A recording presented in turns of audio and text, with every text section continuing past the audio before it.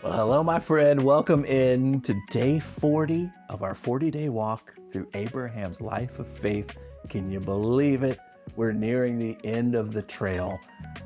Today, we hopped in the time machine to a moment 1,300 years after Abraham's life when God calls Abraham his friend. And we're seeing the context of that statement and how meaningful that statement is, that friendship is, not only for Abraham, but for the generations that come after him. And as we think about what we see in Isaiah today, I hope you look at the reading guide and the digging deeper sections. It's going to help you unpack some of the nuance there. But when I think about this, what I think of how we see our own faith, and we may not understand all that's at stake. When we think of our faith, we tend to think of it as an individual thing. How it impacts us. My own personal faith in Jesus, right? And that's part of it, but and maybe if we're especially thoughtful, we might think about how our faith impacts our family, and to a lesser extent, our friends. But today's moment from Isaiah really shows us how small that thinking is. See, it turns out, based on what we see today, it turns out there was so much more at stake. All the way back when God came to Abraham at Ur, so much more at stake than Abraham himself could have ever imagined, right? And now I know, right? It's hard to walk out a life of faith. Not just a life where we have biblical knowledge stored away in the library of our mind, not just when when we have devotional materials in the library in our home, and books and podcasts, and we consume Christian content, not just gaining theological facts or attending life groups or doing Bible studies. When I'm talking about a life of faith, a real authentic life of faith, it's a life where we, take a clue from Abraham. We lace up our sandals, we load up our camels, and we go out there and we leave our footprints on the trail of faith and friendship with God. A real life of faith. It's hard to walk out a life like that. Just ask Abraham, right? Or look at me. You can see how hard it really is. It's hard to elevate our thinking above the grind of everyday tasks and drama every day with people. It's hard to lift our eyes up above just the usual stuff, winning the next squabble for control, marking our territory, getting people to do what we want them to do, finding the next fix, making the next good impression, cooking the next meal, paying the next bill. It's hard to make room for God and let him interrupt our busy lives in Ur with a crazy idea to move toward a future we can't see, based on nothing more than an invisible God and his invisible promises. That's hard. Attending events, going to Bible studies, reading, listening, thinking, consuming content, that's easy. But moving forward, leaving Ur, that's hard. That's hard. It's especially hard because, when God shapes our story, he wants to take us to Canaan and all that, like he did for Abraham. It means you're going to have to break familiar patterns and familiar habits that you've used to make life feel safe, make it feel doable, controllable, manageable. It's hard. It's hard to walk a life of faith. Look how many times it just knocked Abraham directly on his backside. You know what I'm saying? Right? That's Abraham. But that's also us, isn't it? Here's the thing. There's a reason why it's so difficult. There's a reason why it's so so difficult, and it's because it matters so, so much. I am convinced that the greatness of the struggle proves the worth of what we seek. We're not just in a battle with our own doubts and hang-ups and self-focus and addictions. Now, don't get me wrong, that is a battle, and it's beautiful and rewarding to allow God, with the Spirit's help, to win those battles in our lives, to walk side by side with God in the here and now. Abraham would be the first to tell you. I mean, like we saw yesterday, at the end of his life, it says he lived a long and satisfying life. He was happy and content, even though it was hard. It's worth it. Oh, it's worth it to walk out life with God, saying yes to what he cares about, saying no to what we care about. But there's so much more to it than that, because our lives of faith are not just this individual little fight, for our daily encouragement and obedience. We are also part of an epic battle for the hearts and minds of God's dearly loved people in this world. It's a battle that stretches across the centuries, and every corner, every square foot of soil on this earth. Yeah, it's that epic, and it's happening all around us. We think of faith as a private, kind of personal choice, but it is so much more. It's public. And while it is for us, it's also for those who come behind us. See, every life lived with a conspicuous faith that demonstrates to the next generation that our God is alive, our faith is real, God's word can be trusted, his way is worth it. Every life like that gives those who come later the courage to trust too. That's what's happening with the Israelites in Isaiah's time that we see today. I mean, God offers them powerful words of comfort in a time where they are completely disoriented and despairing. As I look at the reading guide today, that's the context for these incredible words. I mean, read them and drink them in. This is the kind of God that we trust. Don't be afraid, he tells his people, for I am with you. Don't be discouraged, for I am your God. I will strengthen you and help you. I will hold you up with my victorious right hand. I mean, incredible.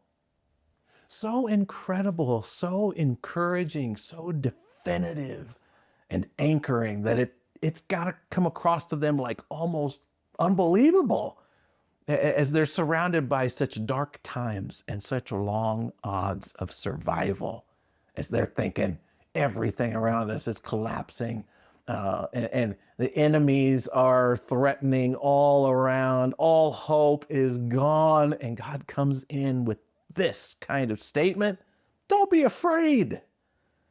I will hold you up. Beautiful, and if we're honest, if they are honest, it's a little doubtful.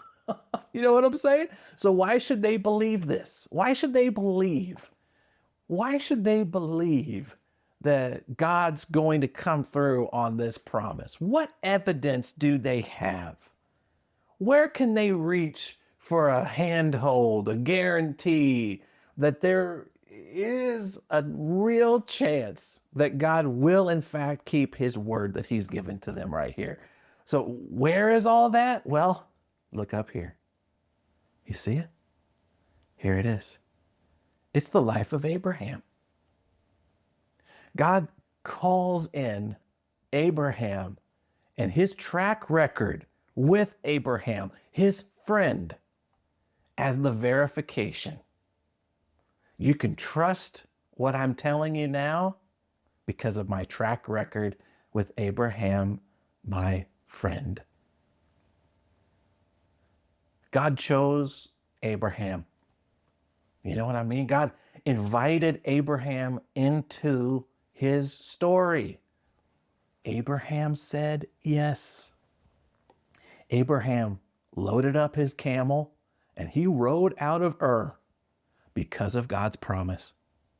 Abraham wandered the deserts and the hillsides of Canaan because of God's promise. Abraham fought through years of waiting, the pain of silence, the cynicism of his own doubts because of God's promise. Abraham cuts ties with Ishmael and walks Isaac up Mount Moriah, carrying his own wood for his own sacrifice. Why? Because of God's promise. Abraham put the weight of his fate on an invisible God and his invisible word. And guess what? God's word held firm, unbroken for his lifetime and for all time.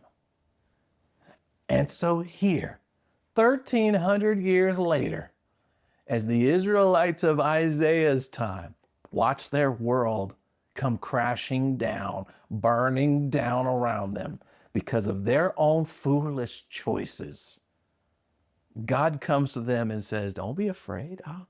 I'll hold you up. And you know what? It's not blind faith. They have something to go on. They have reasons to hope, reasons to trust. Just like Abraham followed the logic of God's track record when he was faced with sacrificing Isaac, remember that? Hebrews tells us Abraham calculated. He's seen God keep his word. He figured whatever happens up here on this mountain, Isaac and me are going home together. It was a calculation. It was a logical choice for Abraham. It was not a blind leap of faith. And the same holds true for these Israelites here in Isaiah's time. Like Abraham, they don't face the dilemma of trusting God's invisible promises all alone. Nothing to go on. They can do the math. Abraham put his life in God's hands and it held firm. God's promises didn't break.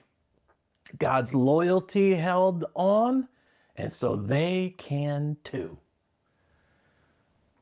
And I think that's the same for our own lives of faith. I'm talking you and me, okay? Just like Abraham, when we stake our lives on God's kingdom, his promise, his word, right now, we drive a stake in the ground for the people who come behind us. There's a man named Steve Green. He was a Christian musician from a while back. He wrote a song. It's called Find Us Faithful. And the lines of this song say all of this so well. I've got it memorized, honestly. I want to give you a few lines, all right? So listen to this. Steve Green says, "We're pilgrims on the journey of the narrow road, and those who've gone before us line the way, cheering on the faithful, encouraging the weary.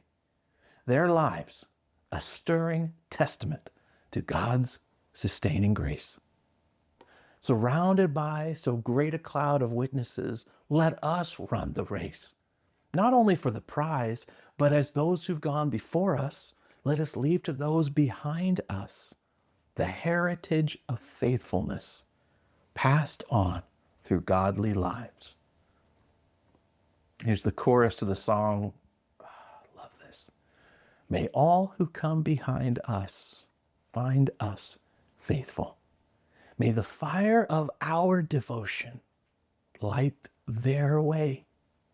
May the footprints that we leave lead them to believe.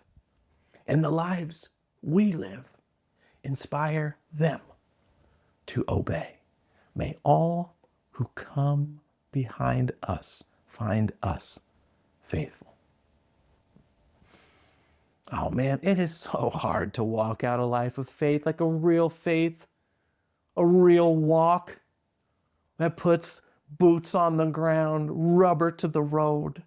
It is a struggle to trust an invisible God and his invisible promises when everything we see and hear around us screams, "No way, don't do that. You're crazy. And our own heart echoes, yeah, what are you thinking? But I'll tell you what, it's a little easier when we see footprints on the trail ahead of us. We're not the first ones to walk this road. You know what I'm saying? So thank you, Abraham. I'm putting my feet down in your footprints, Abraham. Thank you.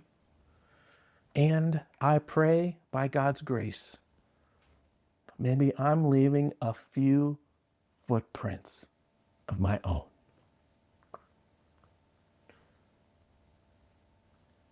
The question lingers. How about you? Today's big idea asks that question. Look, Abraham, no longer on this earth, but his friendship with God continues to shape the course of history down through the centuries. Friendship with God is worth the effort.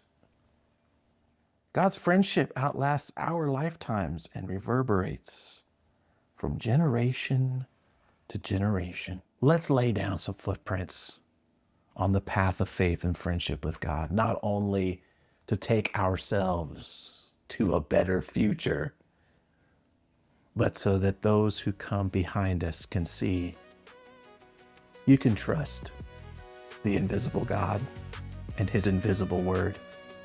You can trust it more than anything else you see, you hear, you feel.